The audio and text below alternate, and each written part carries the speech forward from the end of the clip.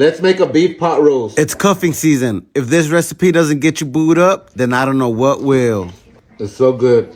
You'll need 5 pounds of chuck roast. Season them with some salt, pepper, some onion powder, garlic powder, smoked paprika, and a little bit of cumin. You're going to season both sides. Now that we got them nicely seasoned, we're going to sear them in a pan. We're going to flip them over and sear both sides. Once you got a sear on both sides, take them out.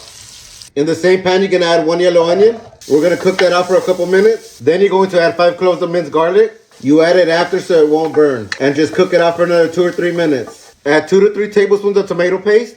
Cook out that tomato paste. Add 6 cups of beef broth. Scrape up all that fond from the bottom of the pan. You could also deglaze with some red wine. Now we're going to bring our chuck roast back into the pan. Make a little bouquet with 2 bay leaves, a few sprigs of thyme, and 1 sprig of rosemary. Add it in there. Add 2 or 3 teaspoons of Worcestershire. Close it up. Now we're going to get it into the oven at 325 degrees for 2.5 hours. It's been 2.5 hours. Add 3 sticks of celery, a little bit of mushrooms, 2 pounds of baby gold potatoes. Push them in a little bit and back into the oven for another 20 minutes. It's been 25 minutes. Add your carrots, cover it back up, and back into the oven for the last 30 minutes. Let's see how it looks. Remove any excess oil.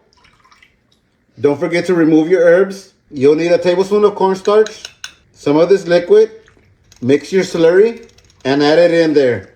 Then just let it simmer, let it reduce for a little bit. I ended up adding a tablespoon more. Let it thicken up, but not like a thick gravy. By this time, tenderism. We're going to taste it, and if you season it right, you shouldn't need any more seasoning.